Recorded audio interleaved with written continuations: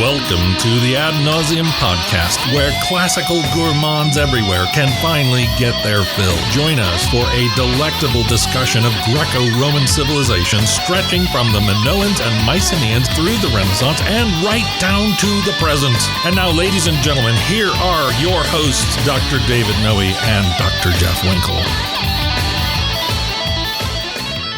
Welcome, listeners, to episode 47 of the Ad Nauseum podcast.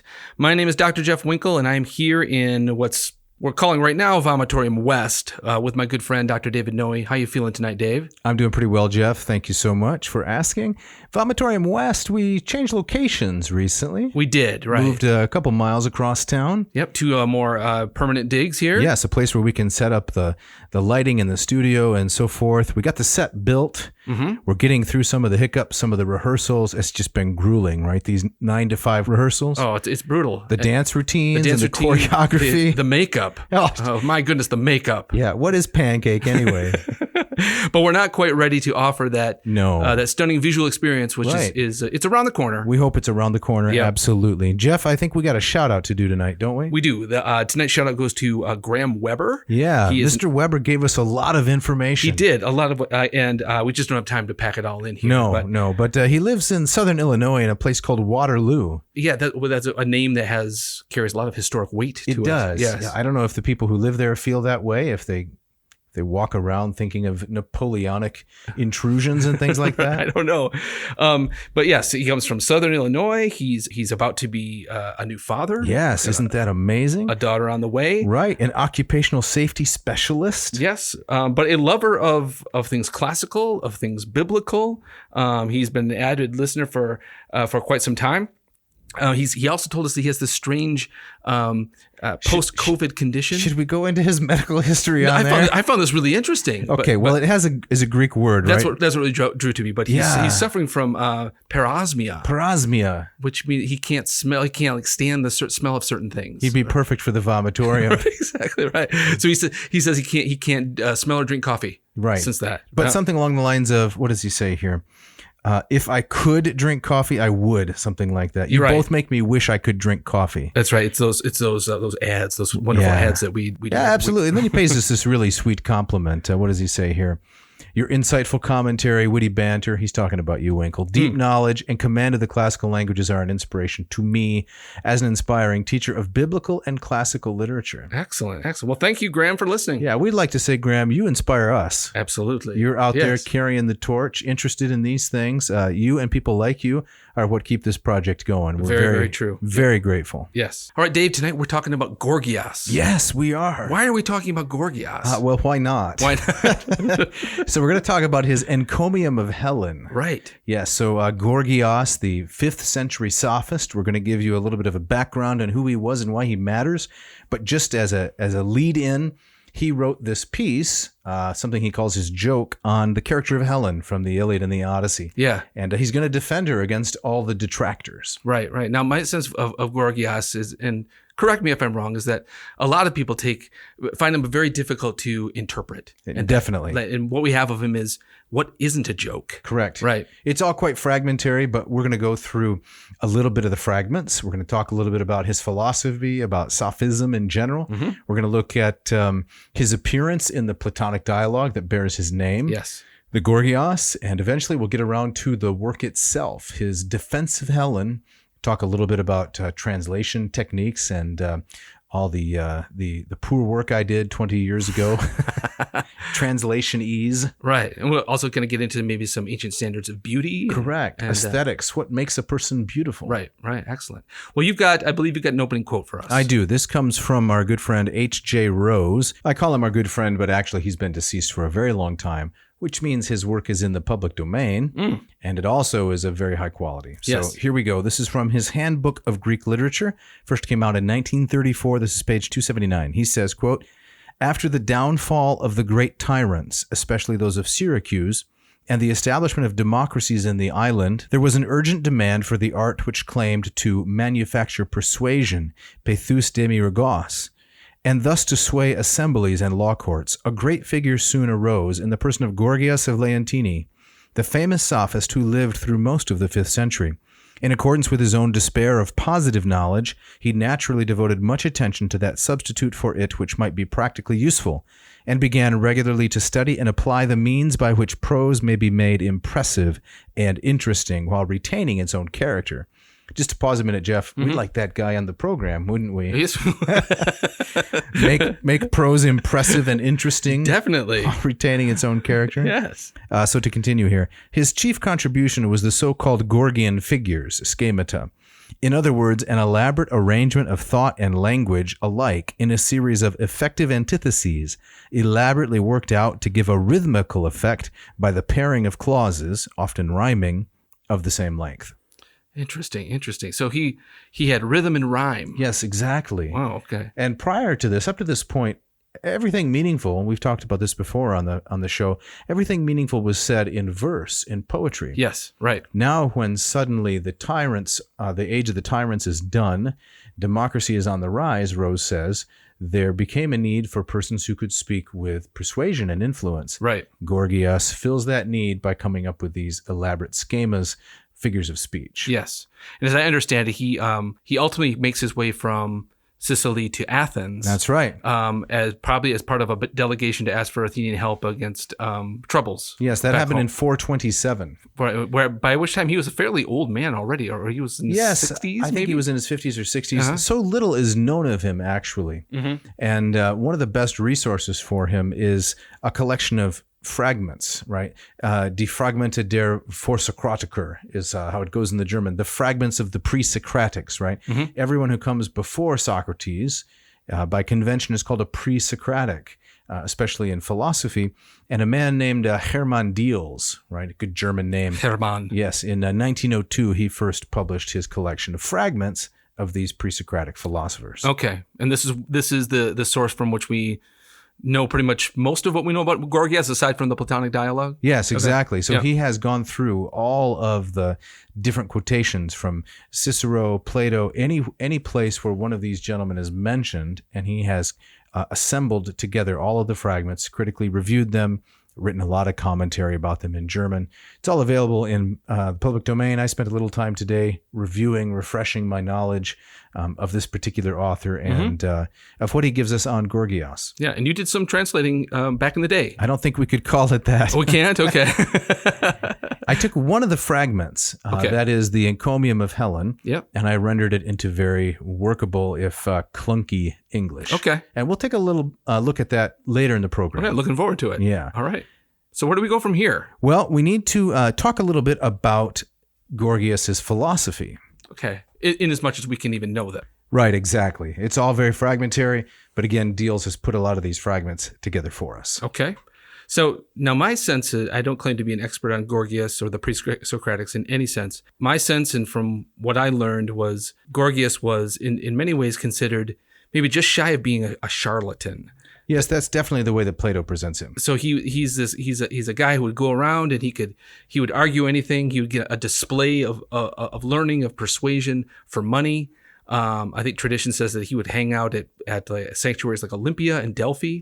It's kind of a sideshow to what was going on. Right. And he'd put the hat down. He's like a guy busking in a subway station. That's not far from it. Okay. And but in terms of grounded in any kind of rooted philosophy, he was more kind of a nihilist, someone who didn't have kind of a bedrock of truth that he rested his arguments on. Yeah, that's definitely the way that Plato presents him. Okay. Although in the Gorgias, as we'll talk about a little bit later, the dialogue that bears his name, Socrates or Plato is fairly congenial toward him. He's kind of the old man who has lived past his prime, and he deserves respect for his accomplishments as a stylist, even if it turns out his epistemology, his convictions, are pretty bankrupt and hollow. Okay. And Socrates' main criticism of Gorgias and those who follow his school is that they teach for money. Oh, okay. All right. If you teach for money, it corrupts you. Yes. It's okay to get money from your students, but they should give it up willingly after you give them the instruction. I see. There shouldn't be an invoice, no bill at the end. Right. So they listen to you and then they say, oh, well, that was a pretty good lesson. I'm going to give you some money. Okay. But that's not your motive for doing it, according to Socrates, and Gorgias charges people up front.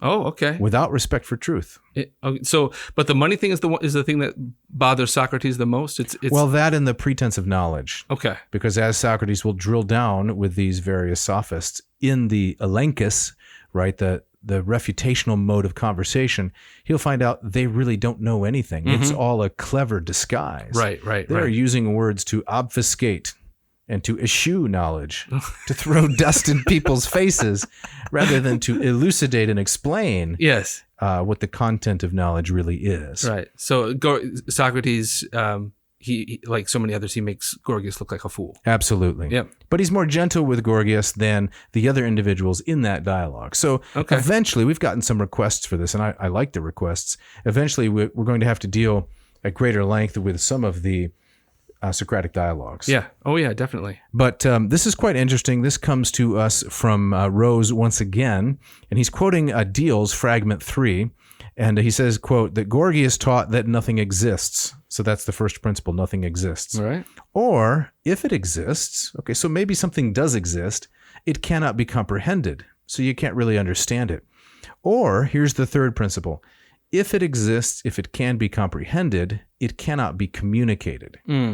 So this is a thorough kind of nihilism. It is. Or a deep skepticism at the very least. At a glance, it sounds like to me like that we all knew this guy, the guy who takes the one philosophy class. Exactly. Right? He corners you in the dorm lobby. Right, exactly. Guess what I learned today? Sit down for a few hours and I'll tell you. Right, and he's there with his beret and his cigarette. Right. And he's going to tell you that... you smoked in the dorm lobby? We're not talking about me. Oh, okay. Right. But he's going to convince you that all is meaningless. Exactly. Right. But so what do you do with that? I mean, I don't know. Yeah, I don't. It's clever. Nothing exists. Now, it seems to me that something exists. All right. Well, maybe it exists, but can you really understand it? Well, that's a little more plausible. Yeah. And it seems to me self-evident that something exists. Yes. We don't want to get into Cartesian waters here, but it seems self-evident that something exists. Right. But maybe we can't understand it completely. Then he retreats. All right. Perhaps there is an object of knowledge that can be understood completely, but if so, you cannot communicate it. You can't impart that knowledge from one person to the next, which makes the whole premise of a podcast kind of meaningless, doesn't it? Exactly. And what it makes the whole premise of Gorgias is saying anything to anyone kind of purposeless. Well, I agree, right? Unless his purpose is to simply earn money. Yeah. So when he came to Athens in 427, that's the traditional date attached to his visit. It's not long after the plague. I believe it's 427. Yep. And he scandalized, right? He scandalized the citizens of Athens because his big claim was, I can answer any question on any topic to everyone's satisfaction. He went down to the Agora, right? Stood up on a box, exactly, and announced this. Yep. And an old milk crate, right? And said, "Ask me any question, I'll give you an answer to that question, to everyone's satisfaction." Now this seems really bold from a guy right off the boat in the Piraeus to come into this brand new town, and he's supposed to be part of kind of a delegation asking for help, and here he is. Well, his reputation had preceded him. Okay. And the interesting aspect of his skill is that he wasn't claiming an encyclopedic knowledge. It's not as though he knew everything about the world such that he could really produce the answer on the spot. Yeah. What he was claiming was consummate rhetorical skill. I may not know everything, but when I'm done talking, you won't really care, because I will have pleasingly persuaded you that you got your answer. Interesting. I mean, in a way that kind of fits with, I mean, if we can think of him as a nihilist, I think that supports what he's arguing there. That right. I can convince you that you've heard something that you believe is true, right. when in fact there's nothing underneath it. Not really possible. Yeah. But I can convince you of it. Interesting. Yeah. So not too long after that, I guess it's about 200 years, one of his philosophical descendants, a man named Carneades, who was a skeptic, he journeyed from Greece to Rome and engaged in a similar kind of exercise in which he spoke in the Senate. And on the first day, he argued in favor of Proposition A. Mm-hmm. Everyone was completely persuaded it was true. On the next day, the very next day, he argued against Proposition A. It's opposite. Yeah. And everyone was persuaded it was true. Why'd they let that guy in there? And he really made them angry. I bet they did. Because this is not how Romans, conduct politics. Right. But the spirit of sophism, and now we're getting into something that is your area of expertise. The spirit of sophism continued on through antiquity. eventually coming to what's called the second sophistic. Right. And but my sense that by the time you get to the second sophistic, it's gotten away from kind of the sophism, the 5th century sophism that I think we're talking about today. It's become more, it's more kind of elaborate. It's more kind of inhabits more corners of the arts and of music and kind of a display of learning. But I think by the time you get to the term second sophistic, I think it's kind of lost that cynicism. So is that the end of the 2nd century? Yeah. AD, say the 180s of Septimius Severus and that era? That era, or even a little earlier. I mean, I think it's also kind of coincides with kind of, Gibbon's notion of the happiest time in human history, the 5 good emperors. Right. So when I hear the term second sophistic, I hear it as kind of, this is a kind of little mini Renaissance. So it's a revival more of oratorical skill than of epistemological commitment. Right. So when we talk about the sophistry of the 5th century, I always associate that with kind of this emptiness, kind of a skill, like you said, to make money, to hoodwink people, just to impress people, but grounded in nothing. So in Rose, on that same page, 279, we have here what he calls, quote, a short example imitated from Gorgias's funeral oration delivered or professing to be delivered over the Athenian dead. And he says it will give some idea of his manner. Jeff, you want to read that? Yeah, sure. It's quite delightful. Sure. The quote goes something like this: "Servants of the undeservedly unfortunate, punishers of the undeservedly fortunate, advantageously of bold intent, in fit season ready to relent, by the mind's prudence overcoming valor's rudeness, froward against the froward, gentle to the gentle, fearless against the fearless, dread in the hour of dread." Yeah. So it's kind of like a bad rap, isn't it? It is. Exactly. I'm not much of a connoisseur of the genre of rap, but if I were, this would rank pretty low. I think. Well, I'd have to hear it with a beat behind it. Okay. It could be a little old school. Servants of the undeservedly unfortunate, punishers of the undeservedly fortunate. You gonna do the beatbox? Advantageously of bold intent, in fit season, ready to relent, by the mind's prudence, overcoming valor's rudeness. Froward against the froward, gentle to the gentle. I was feeling it. I was feeling it. Then I lost it. Yeah. Well, I have some good beatbox. Is that what we call that? Something, yes. Yeah. You should see his parachute pants. Rose goes on to say, this would very soon pall either on a modern or on Greeks of the time of Demosthenes. So I'm not sure what Paul means. I thought it was a type of cigarette, actually. Pall Mall, right.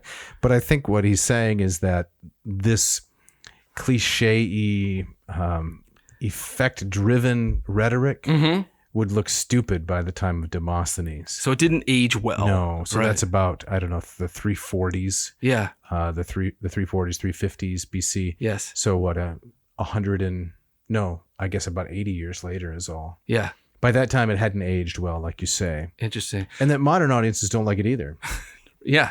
Well, it kind of, I think there's a modern corollary where, I mean, there was a while back when like having a rap in like an advertisement was hit for maybe like a month. And now it's just when anybody goes, it's become kind of a cliche written. Yes. Yeah. I think we can trace it back even further. We can trace it back to the Kennedy administration. That far? Ask not what your country can do for you, but what you can do for your country. That's kind of Gorgian. It is a Gorgianic device. That's very true. Absolutely. Right. And it has, to my mind, it has the appearance of wisdom. It sounds so clever, but it leaves me kind of hollow. Yeah. I don't like speaking in cliches. Yeah, no, I hear you. I have a really visceral reaction to it, in fact. This reminds me of a grad school exam I took long ago. And I was asked to comment, I don't even remember, it was a comment on some lines of Greek poetry. Mm-hmm. And I was coming up short with what to say about them. So you composed a rap? That probably would have been better. But I noticed that a couple of the lines, you read them in Greek, they rhymed. Yeah. So I commented on that. And the professor wrote back, I can still see it. He says, the Greeks were interested in rhythm, not rhyming. And that was it. So, but Gorgias... He liked to rhyme. He liked to rime. Yeah, he liked to throw it down. Interesting. Rhyme occurs. Here's another quote from our friend Rose. Rhyme is rare in verse, but characteristic of prose in antiquity. I had never. Right. I would love to see more examples. If you're going to to write prose, it's okay to rhyme things from time to time.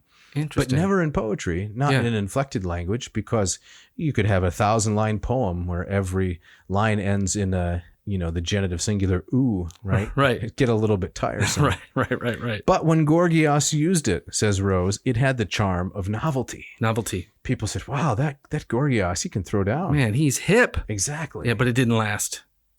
All right, so now we move on to Plato's characterization of Gorgias. We're going to take that from the dialogue of the same name, what's called one of the middle dialogues. Okay. And how are we going to do this? Do I get to do voices? We're going to use the translation that Hackett generously provided for us, the one by Donald J. Zeil, 1987. And here we have three characters, actually. We have Socrates, Chaerephon, and Gorgias. And Chaerephon is kind of Socrates' lackey, if you remember. Right. Chaerephon. He's the guy who is said to have gone to the oracle. That's right. And asked kind of the mirror on the wall. Right. Who's the wisest of them all? Right. And the oracle gave a very straightforward answer, Socrates of Athens. That's right. And he comes back, he tells Socrates what he heard, and it's like, how can this be? Socrates says, no way. Right. Who am I to doubt the god? And so this is the catalyst for his career. Definitely. Right. The same guy here. Same guy. Okay. That's Chaerephon, right? So which voice do you want to read? We're going to need three voices here. We need Socrates, we need Chaerephon, and then we need Gorgias. But there's himself. also a Callicles here. But Callicles comes in a little bit later. Okay. I don't think we're going to deal with him. Okay, so where are we starting here? We're going to start where Socrates says, an excellent idea. Ask him, Chaerephon. Okay. Do you want to be? You want to be Socrates? Can I be Socrates? You can. Okay, I'll be Chaerephon. All right. And who's going to be Gorgias? Shall we arm wrestle? Let's see. I guess you're going to be Gorgias because I'm going to be Chaerephon. So to flow, you're going to have to take that role. All right. You set this up. You get all the good lines. No. It's all right. Socrates says, should I use like a faux British accent? An excellent idea. So a BBC production. Right. Oh, no. An excellent idea. Ask him, Chaerephon. Ask him what? What he is. What do you mean? Well, if he were a maker of shoes, he'd answer that he was a cobbler, wouldn't he? Or don't you see what I mean? I do. I'll ask him. Tell me, Gorgias, is Callicles right in saying that you make claims about answering any question anyone might put to you? He is, Chaerephon. In fact, I just now made that very claim, and I say that no one has asked me anything new in many a year. Okay, so he's established that claim that you were just talking about. Right. He can answer anything anyone asks him. And then let's pick up the dialogue a little bit later in the piece. Okay, and I'll read Gorgias, you read Socrates, right? Excellent. That's exactly the claim I make, not only here, but elsewhere too. Well, now, Gorgias, would you be willing to complete the discussion in the way we're having it right now, that of alternately asking questions and answering them, and to put aside for another time this long style of speech-making like the one Paulus began with? Please don't go back on your promise, but be willing to give a brief answer to what you're asked. There are some answers, Socrates, that must be given by way of long speeches. Even so, I'll try to be as brief as possible. This, too, in fact, is one of my claims. There's no one who can say the same things more briefly than I. That's what we need, Gorgias. Do give me a presentation of this very thing, the short style of speech, and leave the long style for some other time. Very well, I'll do that. You'll say you've never heard anyone make shorter speeches. Come then. You claim to be an expert in the craft of oratory, and to be able to make someone else an orator, too. With which of the things is oratory concerned? Weaving, for example, is concerned with the production of clothes, isn't it? Yes. And so, too, music is concerned with the composition of tunes. Yes.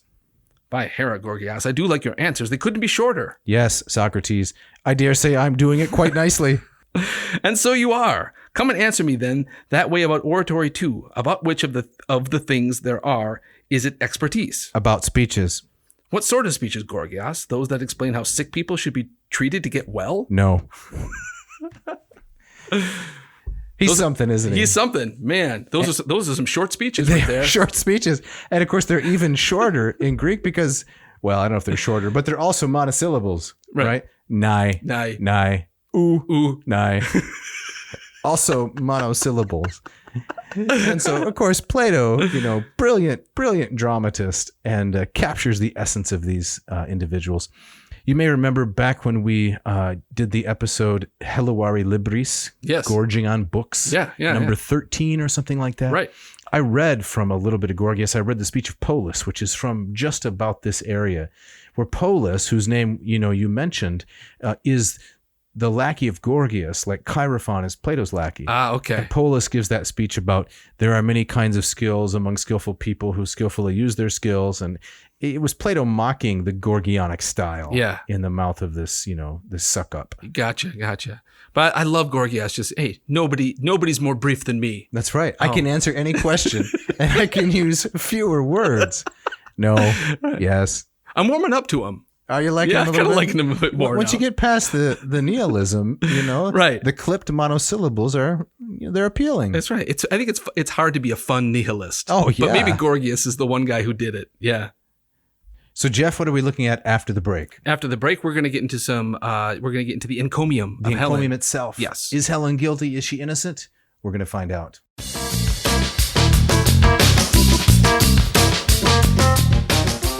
This episode is brought to you by Ad Astra Coffee Roasters of Hillsdale, Michigan. Patrick Whalen and his team are roasting some delicious beans just for you. Yes, I love their Huahuatenango. I love the Tenebris. You stole the Huahuatenango at the start, didn't you? I jumped on it because you left an opening. But whatever they're doing on that repurposed bed roaster there in Hillsdale, they're doing it right. Yes. Beans rated 80% or better on the coffee scale, delivered to your door. Jeff, there's a coupon code, right, that our listeners can use? Yes. If they go to adastraroasters.com and enter ANAA in the coupon code, they get 10% off anything they order. That's right. Ad nauseum, ad astra, ANAA. Yes. Check it out. This episode of Ad Nauseum also brought to you by Hackett Publishing. For 40 years plus now, Hackett Publishing, based in Indianapolis, Indiana, and Cambridge, have been putting out high quality, affordable translations of classical works, as well as works from across many academic disciplines. I love their stuff. I've used their stuff. Dave, what do you like about Hackett? Well, we were just reading from the Donald Zeil translation of the Gorgias, 1987. Think that's going more than 30 years now, and that translation is as precise and fresh as when it first came out. I really like it. It was great. And Hackett has a wide range of excellent products, and they have been generous sponsors of this podcast from the very beginning. That tells you something. It does. Doesn't it? About a publisher that, of course, they're in it to earn money, to make money by selling their volumes, but they're committed to the classics more broadly. And they took a chance on a couple of chuckleheads who didn't have any idea what they were doing. What are we talking about here? So, listeners, please go to hackettpublishing.com, HACKETT. We trust you can spell publishing. Come on. Hackettpublishing.com. Pick out the text, the volumes that you'd like, and when you get to the coupon code and the checkout, what do they need to enter there? They enter AN2021, and this is phenomenal. They get 20% off. Wait, dramatic pause. They get how much? 20% off. Wow. Not only that, but free shipping as well. Free shipping, two dramatic pauses. That's right. Incredible. Check it out. This episode of Ad Nauseum is also brought to you by Ratio Coffee. Ratio Coffee of Portland, Oregon. Mark Helwig and his team out there have solved all of your brew-based and your aesthetic difficulties. It's very, very true. I've got the Ratio 6 machine. I believe you've got the Ratio 8. I've got the 8. I used it just this morning. No joke. It's part of my morning ritual. Yeah. I wake up, I take the carafe, I rinse it out carefully. Now, the real coffee aficionados, they use only filtered water. Or distilled water. I'm not quite there yet. Nor I. It doesn't matter. It makes a delicious cup of coffee. Do you ever make the coffee? Do you prepare it like the night before? So in the morning you just gotta hit the button. No. Right. You like to plan ahead. I do like to plan ahead. No, I know. I think a true coffee aficionado would say, no, you got to ground them right before you brew it. Yeah, I grind them right before I brew them in the morning. Yeah. And I'm not even using a burr roaster. I probably should. You've heard about the burr roaster? No, I don't even know what that is. It's I don't know. It's the kind of roaster that gets in a duel with Alexander Hamilton. And wins. Shoots him before the coffee comes. No. I don't use the burr roaster, but I just use the old-fashioned, whirligig thing that smacks them around. That's what I got Still makes a delicious cup of coffee. I grind them in the morning, put them in the cone. The water comes up through the metallic veins down through the Fibonacci shower head. Yes. We've done this before, haven't we? And then down into the carafe, which you have likened to a plutonium transport device. Something like that. Yeah. That thing is solid. It's isn't straight it? out of the Marvel universe. Exactly. Right. But Dave, if our listeners want to participate in this and get the Ratio 6 machine on What do you their, mean if? when they Okay, want it on their all right. countertop, what do they have to do? They need to go to ratiocoffee.com, RATIO coffee.com. Another Latin word tucked in there very nicely. I like it. Ratiocoffee.com. Check out the Ratio 6. And if they enter coupon code ANCO, Yes. ANCO, they're going to get 15% off this fabulous coffee machine. Now, I just got to say, I know we're going a little long on the ads, but really, listeners, if you buy another one of those coffee machines from a competitor that's made out of squirty plastic, you put that on your countertop, you're going to regret it Big eventually. I'm telling you, you could go through a dozen of those, Yeah. probably, and you will, for the price of one of these nice machines. That's right. It's a work of art. You won't regret it.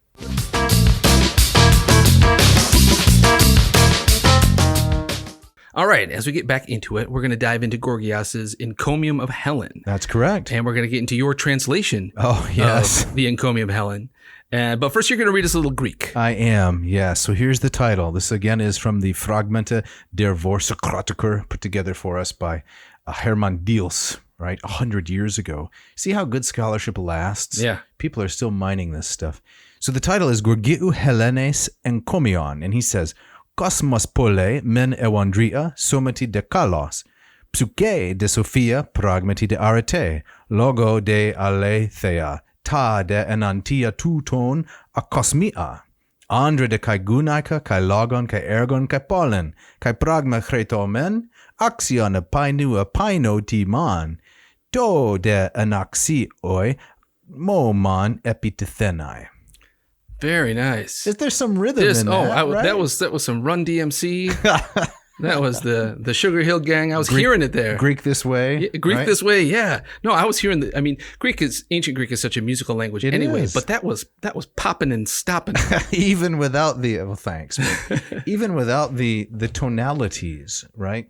It's supposed to be a tonal language. I'm supposed to be going up and down on the pitch, cosmos bullet, like that, Right. Which I'm not. Remember, Rich Weavers used to do that a little bit. I did. Yeah, Our former professor. I do. Yeah. So, what does this mean, Jeff? You going to read a little bit? Yeah. So this is your translation from 2000. Yeah, I'm not very proud of it though. Right. Was this published? What was No, it? never published. This was just an exercise. So I was teaching a rhetoric class Okay. in my first job in Virginia, state of Virginia, Mm-hmm. and this was one of the speeches I had the kids read as an example of, I guess, how to write a speech that has style but maybe no content. And I thought, well, it's not easy to come by, so maybe I'll just translate it myself. I'm not very pleased with the final product. Okay. Well, let's let our audience be the judges. All right. All right.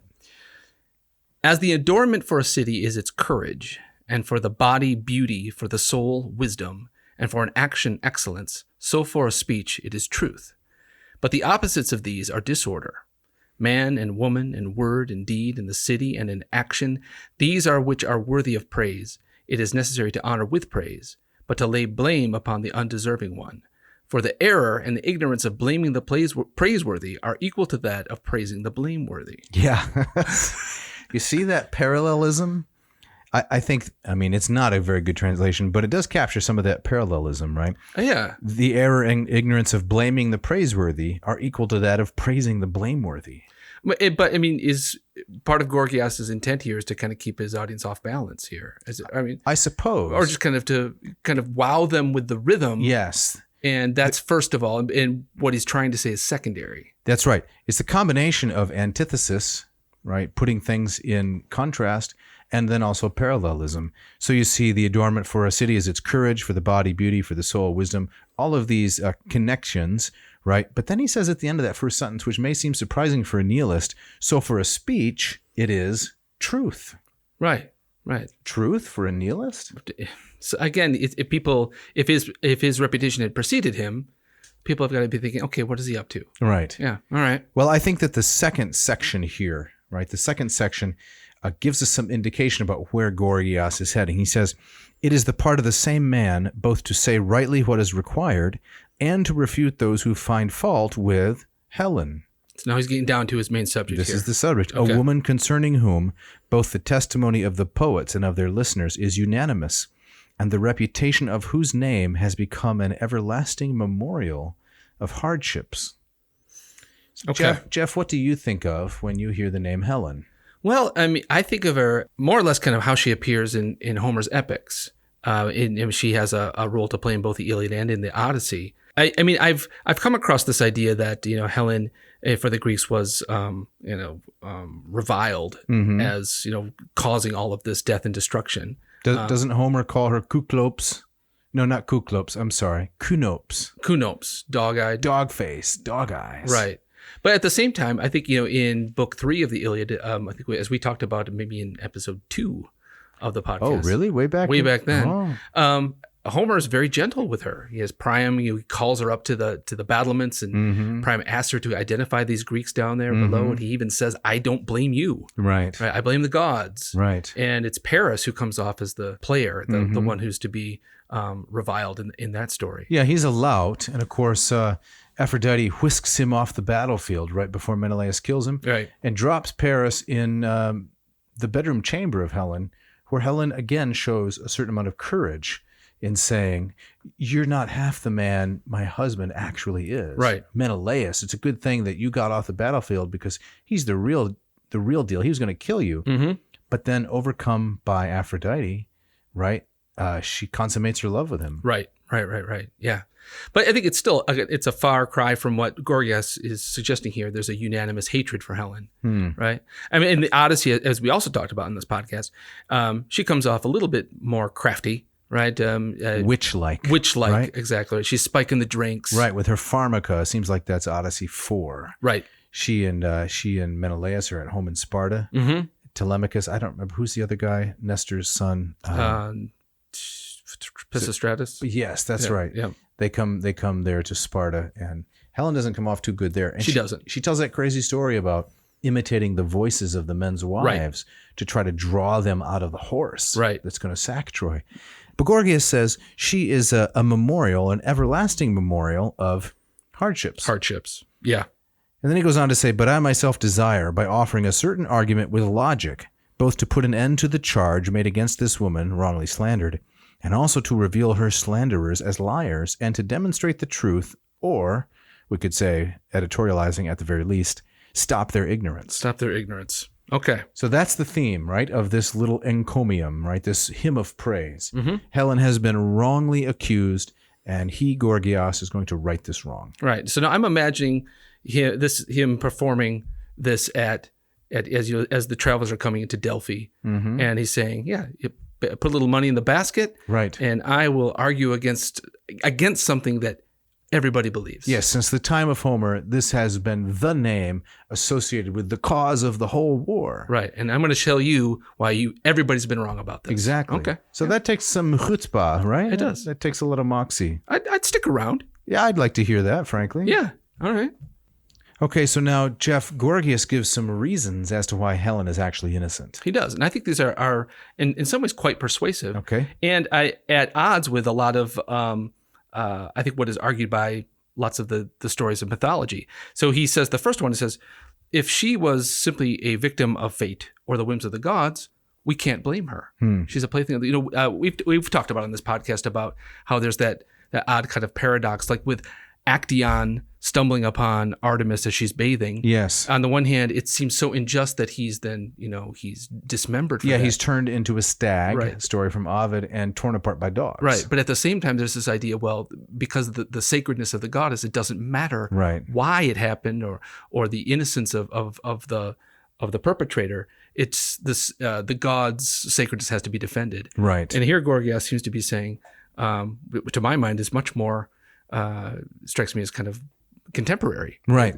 He says, no, if the gods did this, she cannot be blamed. Whereas maybe the ancient view was, well, it can be both things. Exactly. Yeah. So this line sums it up, I would say. If it happened for the first reason, right, by necessity, he deserves to be blamed. Who is blamed? That would be Paris. For it is not possible to prevent the will of the god by human forethought. It does not happen that the stronger is hindered by the weaker, the stronger here being the gods, but the weaker is ruled by the stronger and led, while both the stronger leads and the weaker follows. Right. There's a certain amount of rhetorical repetition there, but that's what he's doing. Right. And the second reason? The second reason, he kind of applies the same logic to Paris's actions. He says, well, first he says, if the gods had decided this, then how can we blame her? Right. Second is if she was abducted by Paris, who is physically stronger than her, he writes, but if she was abducted violently and lawlessly violated and illegally outraged, it is clear that the one who stole her so outrageously broke the law. But she who was stolen after being outraged is truly miserable. So we can't blame her either if she was just carried off by Paris. Right? So gods are to blame. Paris is to blame. But either way, Helen, innocent. Innocent. Yeah. And he says, therefore the barbarian, right, that's Paris, the barbarian who attempted a barbaric attempt in word and law and deed deserves to suffer censure in speech, punishment by law, and loss in livelihood. So a high degree of parallelism in this rhetorical structure. Yes. Always. Right. And I think to some degree, I think Homer is nodding. I think he would agree with at least part 2 of that. You mean the notion that Helen is actually innocent because Paris did it against her will? Yeah. And I'm just thinking the way in which, Homer depicts Paris. It's like Homer's like, yeah, okay, this guy has it coming. Mm-hmm. Orlando Bloom, if we go back to... Oh, that guy's got it coming. What was a clunker episode, wasn't it? I think it's gaining steam. Had a nice title. Oh, the more bods than gods. More bods than gods. Listen, if you've missed that one, go check it out. Please. Please check it out. I'm pleading with you. So what's the third reason? The third reason, I believe, is it's the power of love. Is the power of love or the power of speech? Maybe it's the power of speech first. Yeah. Right, the power of speech. So he writes, but if speech was persuading and beguiling her mind, Helen's mind, it is not difficult to offer a defense in respect to this charge and to free her from blame in the following manner. Speech is a powerful force, which with the tiniest and most invisible form accomplishes the most astounding feats. Now, here, Gorgias he's patting himself on the back. He's saying, yeah. So what I do is so powerful that, if I was trying to persuade Helen, you could not blame her. Yeah, and what's worse than a self-referential, sly, self-congratulatory kind of idea, slipped into a public presentation like they do on podcasts? Yes. Don't you hate that? I hate that. I was with him when he was dropping his knives and his ooze. Right. But now he's lost me again. Yeah. So he says, it being speech, logos, is able to check fear and to remove pain, to stimulate pleasure and amplify pity. I will now demonstrate how these things happen. It is necessary to demonstrate this for the listeners by proof. So he's going to give then a demonstration, oratorical demonstration of the power of words. And if Helen were overcome by words, then it's not her fault either. It's not her fault. All right. Not the gods, right? If the gods did it, she's innocent. If Paris did it, she's innocent. And if he persuaded her or somebody persuaded her. If words did it, she's innocent. She's innocent. So you start to wonder, is there any way that anyone can be held responsible for any action? What's the fourth? Fourth, I believe, is it's the power of love, as Huey Lewis sang many years ago. Or Celine Dion. Did she sing that too? Yeah. Oh, okay. I was thinking the one from Back to the Future. Yes, I know that one. Okay, yeah. Well, either one also holds Helen innocent. Okay. I think, Jeff, though, but before we go on to she's innocent because love made her do it, we need to talk about how words are like drugs. Oh, really? Yes. So Gorgias goes on. He does. Okay. This is in section 14. All right. He says, but the power of speech relative to the disposition of the soul has the same rationale as the disposition of drugs relative to the nature of bodies. You following? For just as different drugs pull from the body different fluids, that can be a mess. What's he talking about? And arrest the elements of disease or of life. Okay. So also some words soothe, some excite, some cause fear. Others establish confidence in their listeners, and still others, persuasive words, intoxicate and bewitch the soul by a certain wickedness. So he's got the cure for what ails you. Exactly. He's like the guy with the medicine wagon and right. What do you need? It's got 1,000 drawers. Right. Each little tiny drawer he pulls out, there's a word that is aimed at your need, your desire, your weakness. So language is like a drug. And this is interesting because, of course, he's defending Helen. And what did we see Helen do in Odyssey Book 4? She was spiking drinks. She was putting drugs in drinks, pharmaca. Right? So throughout the Odyssey, we see that these powerful words, which Odysseus traffics in, they're like drugs. Yeah, right. Gorgias picks this up. He does. And probably not an accidental allusion. No, I don't think so. Right. So the fact that, this is section 15, if Helen were persuaded by a speech, she did not commit an injustice but suffered bad luck, has been stated already. But now we go on to the fourth charge, right? And this is the one of love. So, Jeff, can you explain that part to us? Right. So, again, he kind of takes it back to the gods once again, and that he talks about the power of Cupid, or the power of Eros, and to fall under the spell of Eros, it's the whim of the gods once again. He writes in section 19, if therefore the eye of Helen was delighted by the body of Alexander, which is another name for Paris, and provoked in her soul a desire and struggle for love, what is so surprising about that? This love, if it is a god, has the divine power of the gods. How then could someone being weaker resist such a one and restrain the powerful? So once again, if you're in love, you are out of your mind, basically. You are a slave to love, and you cannot resist. Right. It kind of anticipates the Cupid we see in Ovid, in the Apollo and Daphne story, where he says, where Apollo mocks him, and Cupid texts back and says basically, hold my beer, right, and let me show you who's really in charge. Exactly. Right. That you said that's the Daphne story. Yes. Right. So he shoots Apollo with a gold-tipped arrow. Right. And he shoots Daphne with a leaden-tipped arrow. Right. It makes them have the opposite effect. Right. Yeah. It also anticipates, quite interestingly, it just occurs to me now, Augustinian psychology. Oh, how so? Well, because Augustine says, if you ask me why men sin, I'll say it's because they love to do so. But if you ask me why do they love to do so, he says, I have no answer. I'm out of my league there. I'm out of my depth. I don't know. Interesting. So actions are driven by loves, right? Yeah. And in some sense, you can't control how you respond in a given situation. You simply do what you love, or you become what you love. Interesting. Right. He goes on, he says in that same passage, but if it is a case of human weakness and the ignorance of the soul, there ought to be no assigning of blame for wrongdoing, but instead a due consideration for her misfortune. Hold on now. So yes. We're supposed to feel sorry for Helen? Yes. She's in the throes of love. She's a victim. She's a victim. So the gods made her do it. Paris made her do it against her will. Rhetoric made her do it. Yes. Or love made her do it. Right. Yeah, exactly. And no matter which of the four is true, we should have mercy on her. Mercy. She's a victim. What do you think of that? At worst, she's a victim of bad luck, as he puts it. Yeah.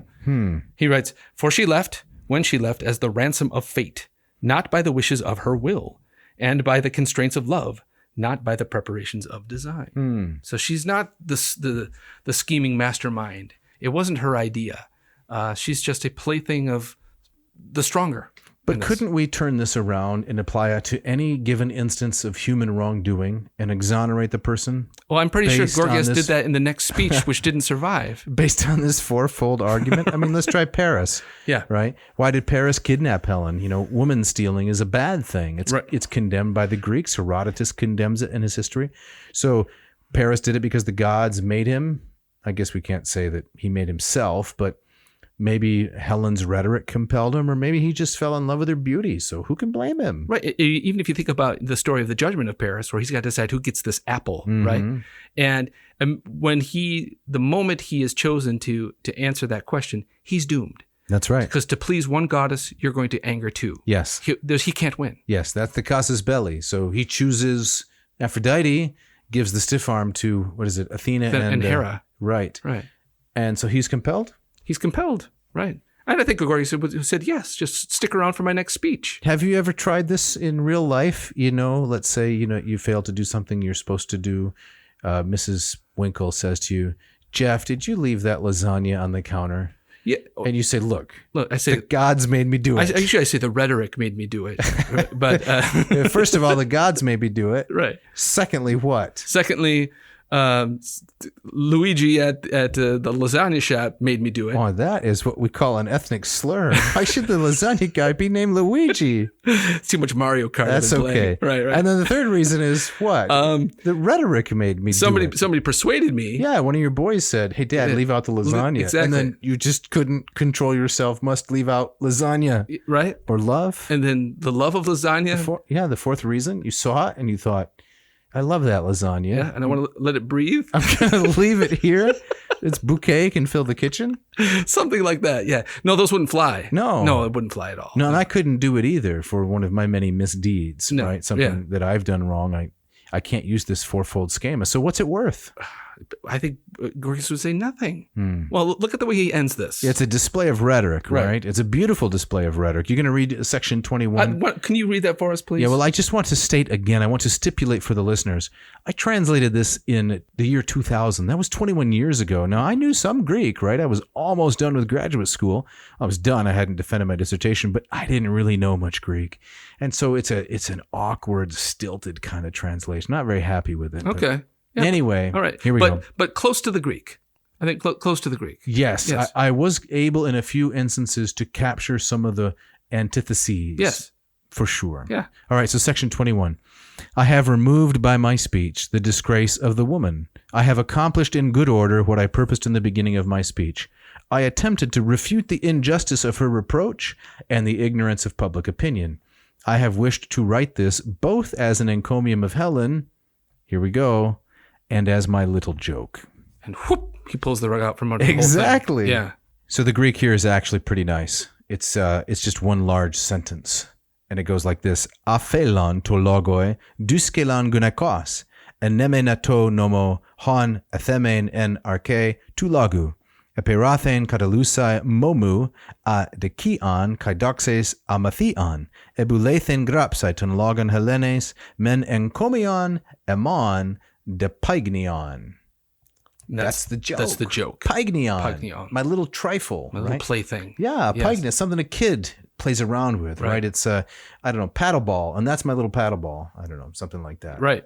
It's great. And looking at the Greek and hearing you read it, it's very clear. It is. It's very straightforward. It is not difficult. This Greek. is not Thucydides. No. Yeah. It's quite straightforward. Wow. Yeah. And he says at the end, hey, it's all a joke. It's all a joke. Now, nobody knows really what to do with this. And frankly, we like to say on this podcast, the job of a scholar is to see what isn't there. That's right. Exactly. And to spill barrels of ink on relatively minor points. Mm-hmm. Not a lot of ink has been spilled on this, honestly. It's been neglected. Well, I think the perception is there's not a lot here. Right? It's a paignion after all. We're not supposed to take these 4 reasons seriously. Well, I mean, I'm trying to imagine him giving this as an oral display, right? And he's already got their money, and then he kind of insults them at the end by saying, "This is my little joke." But listen to the ordering of these Greek words at the end. Something you alluded to so nicely. Ton logon Helenes, my speech about Helen. Men encomion is a defense. Emonde, and then the very last word is paignion. Paignion. It's a joke. It's a joke. Right. It's almost the inverse of what we talked about with the Iliad with Manon or the Odyssey with Andra. Exactly. The first word, right, setting up the rest. Right. Here, the last word undercuts everything. It's also kind of similar to when you might make a speech in defense of yourself, or you might attack someone. Right. A common trope in television comedies. I was just seeing this the other night in the Dick Van Dyke Show a long time ago. Oh, I love that show. Yeah.